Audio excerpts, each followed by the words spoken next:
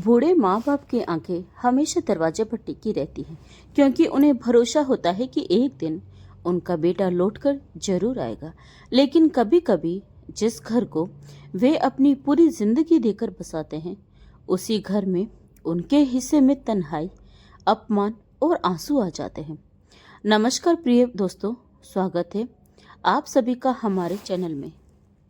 आज की कहानी है ससुर हूँ तुम्हारा नौकर नहीं, बूढ़े पिता की लाचारी। अगर कहानी पसंद आए तो वीडियो को लाइक करें और रोजाना ऐसी ही भावुक कहानियां सुनने के लिए हमारे चैनल को सब्सक्राइब जरूर करें। तो चलिए शुरू करते हैं आज की कहानी। रविवार की शाम थी। घड़ी में लगभग 6 बज रहे थे। पूरे 6 महीने बाद आरव विदेश से अपने घर लौट रहा था। वह धीरे धीरे दबे पांव घर के अंदर दाखिल हुआ। उसके चेहरे पर खुशी साफ झलक रही थी। वह मन ही मन सोच रहा था कि आज छुट्टी का दिन है, इसलिए घर के सभी लोग यहीं होंगे और वह सबको अचानक देखकर चौंका देगा। खुश होते हुए वह जोर से बोला, पिताजी कहाँ हैं आप? देखिए, आपका बेटा आरव वापस आ गया है। आपके लिए विदेश से ढेर सारे उपहार भी लाया हूँ। लेकिन पूरे घर में अजीब सा सन्नाटा पसरा हुआ था। किसी की भी कोई आवाज नहीं आ रही थी। ऐसा लग रहा था मानो घर में कोई मौजूद ही न हो। आरव का चेहरा धीरे धीरे उतरने लगा। वह खुद से बड़बड़ाया, आज तो रविवार है, सबको घर पर होना चाहिए था। फिर सब कहाँ गए? कई बार आवाज लगाने के बाद भी जब कोई जवाब नहीं मिला तो उसने घर के सभी कमरे देख डाले, लेकिन उसकी पत्नी कविता भी कहीं दिखाई नहीं दी। अब उसके मन में तरह तरह के डरावने ख्याल आने लगे। वह घबराए कदमों से अपने पिता हरिराम जी के कमरे की ओर बढ़ा। उसका दिल जोर जोर से धड़क रहा था। कांपते हाथों से उसने कमरे का दरवाजा खोला और सामने का दृश्य देखकर उसके पैरों तले जमीन खिसक गई।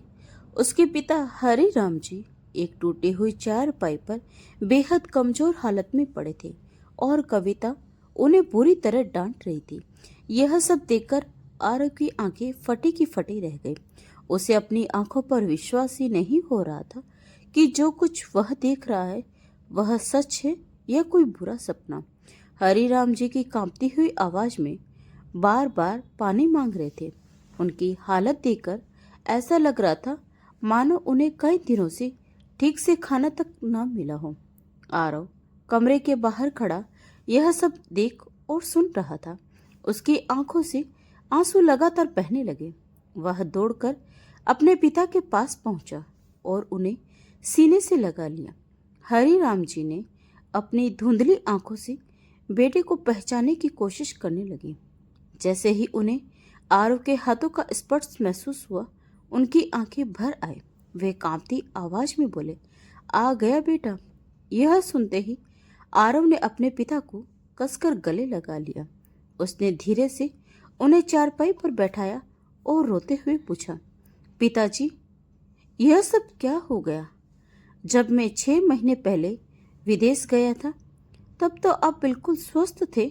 आखिर इन महीनों में ऐसा क्या हुआ कि आपकी यह हालत हो गई?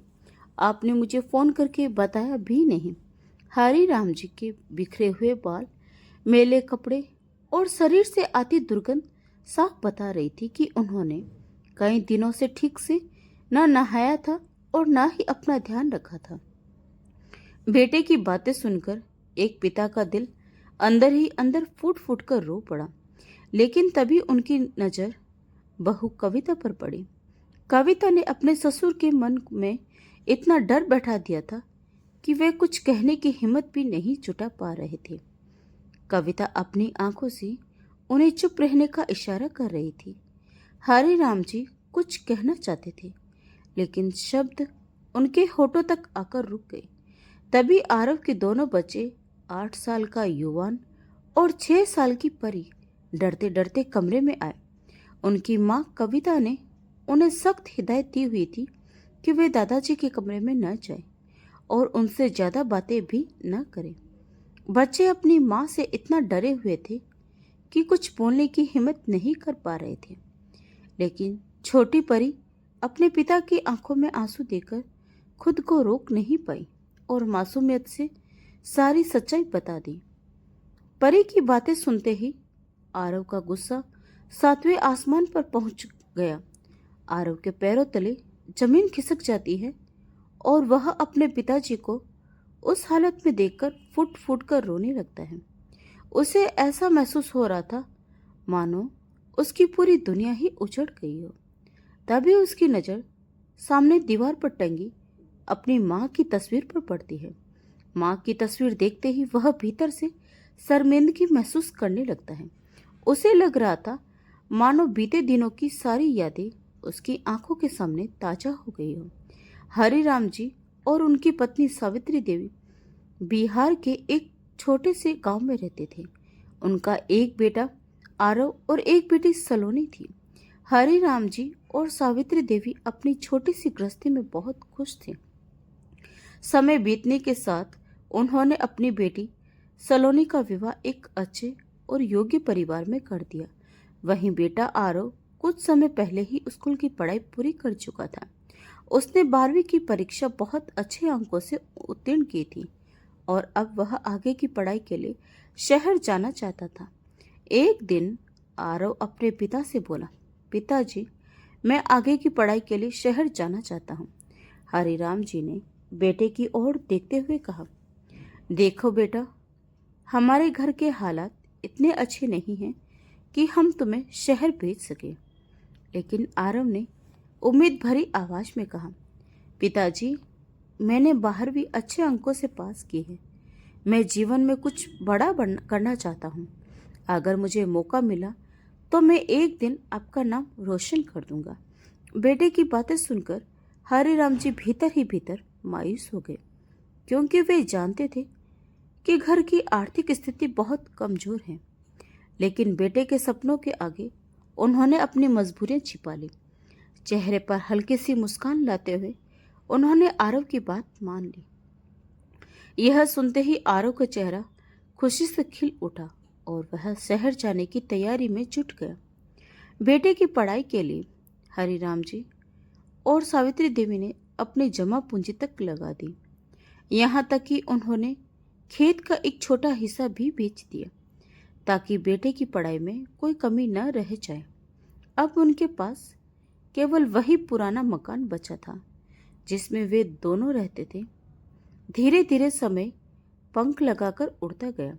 आरव ने अपनी पढ़ाई पूरी की और एक दिन अचानक गांव लौट आया। अपने बेटे को अचानक सामने देखकर हरिराम जी और सावित्री देवी खुशी से फूले नहीं समा रहे थे। लेकिन तभी उनकी नज़र आरव के साथ खड़ी एक लड़की पर गई जो दिखने में बहुत आधुनिक थी। हरिराम जी ने हैरानी से पूछा, बेटा, यह लड़की कौन है? आरव थोड़ा हिचकिचाते हुए बोला, पिताजी, इसका नाम कविता है। यह मेरे साथ कॉलेज में पढ़ती थी। मैंने 2 महीने पहले कोर्ट में इससे शादी कर ली थी।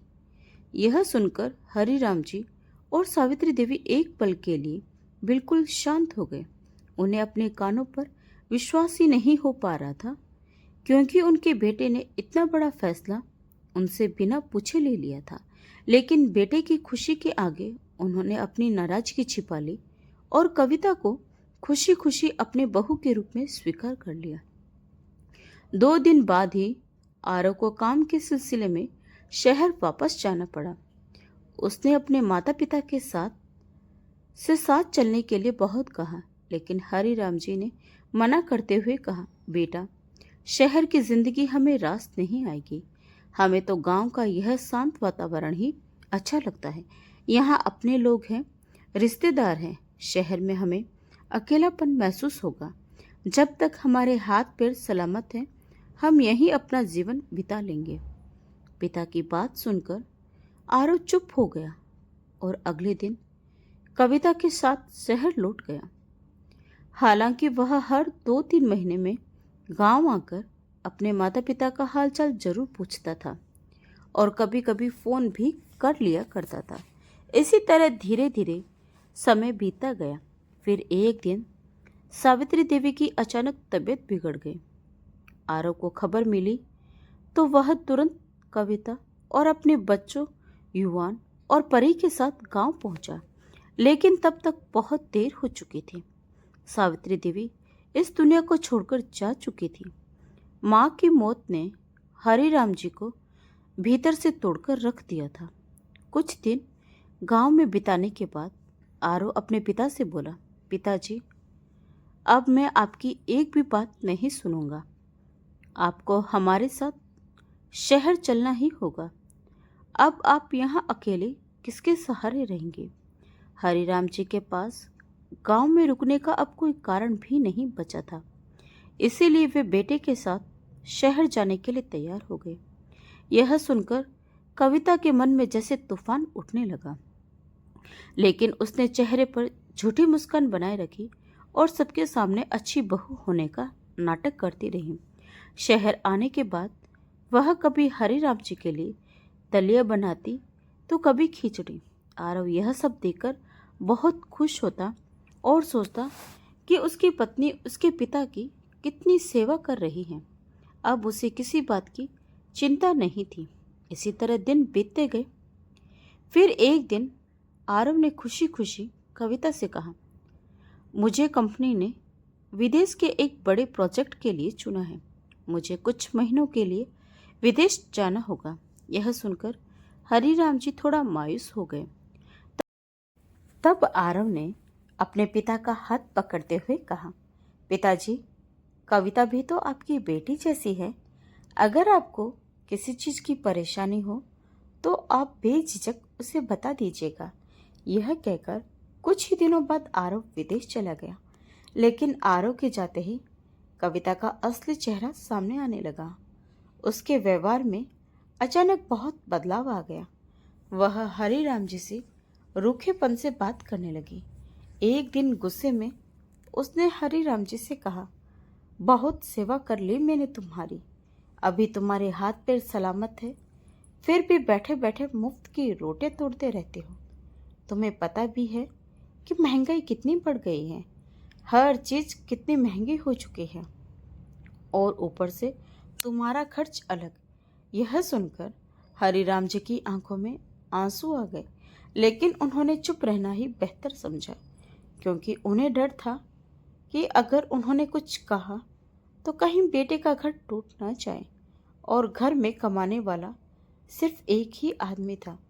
धीरे धीरे कविता का व्यवहार हरिराम जी के प्रति और भी कठोर होता चला गया। बच्चों को स्कूल से लाने से लेकर घर के बर्तन मांजने तक घर का सारा काम हरिराम जी से ही करवाया जाता था।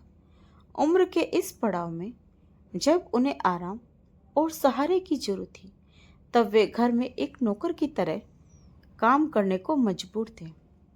कभी कभी विदेश से आरव का फोन आता तो वह अपने पिता से बड़े प्यार से पूछता, पिताजी, आप ठीक है ना? कविता आपकी ठीक से सेवा करती है ना? हरिराम जी हल्की सी मुस्कान चेहरे पर लाकर कहते, हाँ बेटा, कविता बेटी मेरी बहुत सेवा करती है, मुझे किसी चीज़ की कोई कमी नहीं होने देती। वे ये सब सिर्फ इसीलिए कहते थे ताकि विदेश में बैठा उनका बेटा किसी प्रकार की चिंता न करे और उनकी वजह से उसके घर में कोई झगड़ा न हो। एक पिता हमेशा अपने बच्चों की खुशी चाहता है, चाहे उसे खुद कितने ही दुख क्यों न सहने पड़े। लेकिन सच्चाई कुछ और ही थी। कविता सुबह सुबह हरिराम जी से घर का सारा काम करवाकर अपनी किटी पार्टियों में चली जाती थी। यदि शाम तक उसे कोई काम अधूरा मिलता तो वह हरिराम जी पर बुरी तरह चिल्लाती और कई बार तो उन्हें खाना तक नहीं देती थी। यह सब अब कविता की रोज की आदत बन चुकी थी। मासूम परी और युवान यह सब अपनी आंखों से देखते रहते थे, लेकिन माँ के डर की वजह से कुछ कह नहीं पाते थे। समय बीतने के साथ हरिराम जी की परेशानियां और बढ़ती चली गई। बढ़ती उम्र और कमजोरी के कारण अब उनका शरीर भी उनका साथ नहीं दे रहा था। धीरे धीरे वे बहुत कमजोर हो गए थे। अब कविता को हरिराम जी घर में एक बोझ की तरह लगने लगी थी। एक दिन गुस्से में कविता हरिराम जी से बोली, पिताजी, आप आखिर कब तक यूं बड़े बड़े मुफ्त की रोटियां तोड़ते रहेंगे? ऊपर से आपकी दवाइयों का खर्च अलग। मैं अब आपसे परेशान हो चुकी हूँ। इससे अच्छा तो यह होता कि आप भी माँ जी के साथ ही चले जाते। यह कहकर कविता गुस्से में वहां से चली गई। कविता की बातें सुनकर हरिराम जी का दिल अंदर तक टूट गया। उनकी आंखें नम हो गई। वे धीरे से दीवार पर टंगी अपनी पत्नी सावित्री देवी की तस्वीर के पास गए और भर्राई आवाज में बोले, देख रही हो ना सावित्री, तुम्हारे जाने के बाद बेटा बहू मुझे कितना सुख दे रहे हैं। इससे अच्छा तो भगवान तुम्हारी जगह मुझे ही उठा लेते। तुम तो अपना पीछा छुटाकर चली गई और मुझे इस हालत में छोड़ गई। इतना कहते ही हरिराम जी फूट फूट कर रोने लगे। समय बीतता जा रहा था और हरिराम जी की जिंदगी ऐसे ही दर्द में कट रही थी। कविता रोज सुबह शाम उन्हें ताना मारती रहती थी। एक दिन कविता हरिराम जी के कमरे में गई और उन्हें बुरी तरह डांट रही थी। वह गुस्से में लगातार बोले जा रही थी और हरिराम जी चुपचाप सिर झुकाए सब सुन रहे थे। तभी अचानक घर का दरवाजा खुला और आरव घर के अंदर दाखिल हुआ। कविता इन सब बातों से बिल्कुल अनजान थी कि आरव घर लौट चुका है। वह हरिराम जी पर लगातार चिल्लाई जा रही थी। यह सब देखकर आरव के पैरों तले जमीन खिसक गई। उसे याद आया कि उसने अपनी माँ सावित्री देवी की तस्वीर के सामने हाथ जोड़कर वचन दिया था कि वह अपने पिता को कभी किसी चीज की कमी महसूस नहीं होने देगा। अचानक उसकी नजर दीवार पर टंगी अपनी माँ की तस्वीर पर गई। माँ की तस्वीर देखते ही उसकी आंखें शर्म से झुक गई। वह मन ही मन टूट चुका था। भर्राई आवाज में वह बोला, माँ, मैं आपको दिया हुआ वचन नहीं निभा पाया। मैं कितना नालायक बेटा हूँ जो अपने बूढ़े पिता की ठीक से देखभाल भी नहीं कर सका। यह कहते कहते उसकी आंखें फिर से आंसू से भर गई। उसे वे दिन याद आने लगे जब उसकी माँ सावित्री देवी उसके लाख मना करने के बाद भी प्यार से अपने हाथों से खाना खिलाया करती थी। और आज वही बेटा अपने पिता को 2 वक्त की सुकून की रोटी तक नहीं दे पाया। वह खुद को कोसने लगा। तभी उसकी नज़र अचानक कविता पर पड़ी। उसके अंदर सालों का गुस्सा और दर्द साफ फूट पड़ा। बिना कुछ सोचे समझे उसने कविता पर सवालों की बौछार कर दी। कविता एकदम से सहम गई। उसका चेहरा डर से सफ़ेद पड़ चुका था। आज पहली बार उसके पास आरव के किसी भी सवाल का कोई जवाब नहीं था। आरव गुस्से से कविता की ओर देखते हुए कहता है, यह घर सबसे पहले मेरे माता पिता का है और उसके बाद हमारा। तुम्हारी हिम्मत कैसे हुई मेरे पिता के साथ ऐसा व्यवहार करने की? यह सब कुछ मेरे पिता की मेहनत और उनके बेटे की कमाई का है, ना कि तुम अपने घर से लेकर आई हो, और ना ही यह तुम्हारी कमाई है। अब इस घर में तुम्हारे लिए कोई जगह नहीं है। तुम अपना सामान बांधो और मेरे घर से निकल जाओ। मुझे ऐसी पत्नी की कोई आवश्यकता नहीं है जो मेरे परिवार और मेरे माता पिता का सम्मान करना ही न जानती हो, जो उन्हें 2 वक्त की सुकून की रोटी भी न दे सके। आरव की बातें सुनते ही कविता के पैरों तले जमीन खिसक गई। वह तुरंत रोते हुए आरव के पैरों में गिर पड़ी और कांपती आवाज में बोली, आरव, मुझे माफ कर दो। मुझसे बहुत बड़ी गलती हो गई। मैं आगे से कभी ऐसा कोई काम नहीं करूंगी जिससे आपको और पिताजी को तकलीफ पहुंचे। मुझे एक मौका और दे दीजिए। आरव गुस्से में बोला, अगर माफ़ी मांगनी है तो मुझसे नहीं, पिताजी से मांगो, जिनका तुमने नौकरों से भी बदतर हाल कर दिया। हर माता पिता अपने बच्चों से कुछ उम्मीदें रखते हैं। वे सोचते हैं कि उनके बच्चे बुढ़ापे में उनकी लाठी बनेंगे, उनका सहारा बनेंगे। लेकिन तुम जैसी औरतें अपने घर के बड़े बुजुर्गों का सम्मान करना नहीं जानती। यह सब सुनकर कविता फुट फुट कर रोने लगी। तभी हरी राम जी ने कांपती आवाज में कहा, बस बेटा, अब उसे माफ भी कर दे। गलती इंसानों से ही होती है। यह भी हमारे परिवार का ही हिस्सा है। हरी राम जी की यह बात सुनकर कविता अंदर ही अंदर शर्म से टूट गई। उसे अपनी हर गलती याद आने लगी। वह रोते हुए हरी राम जी के पैरों में गिर गई और बोली, पिताजी, मुझे माफ कर दीजिए। मैंने आपके साथ बहुत गलत व्यवहार किया है। मैं अपने किए पर बहुत शर्मिंदा हूँ। आज से मैं आप दोनों से वादा करती हूँ कि दोबारा कभी ऐसा कोई काम नहीं करूँगी जिससे आपको तकलीफ पहुँचे। अब मैं आपकी बेटी बनकर आपकी सेवा करूँगी। हरी राम जी ने कांपते हाथों से कविता को उठाया और उसके सिर पर हाथ रख दिया। यह देखकर आरव की आंखें भी नम हो गई। उस दिन के बाद कविता ने सच में अपने व्यवहार में बदलाव लाना शुरू कर दिया। अब वह हरी राम जी की का पूरा दिल से ध्यान रखने लगी। समय बीतने के साथ घर का माहौल भी बदल गया। जहां पहले उस घर में ताने और आंसू थे, वहीं अब प्यार, सम्मान और अपनापन लौट आया था।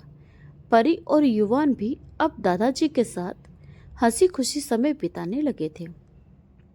आरव अपने पिता को मुस्कुराता देखकर मन ही मन सुकून महसूस करता था।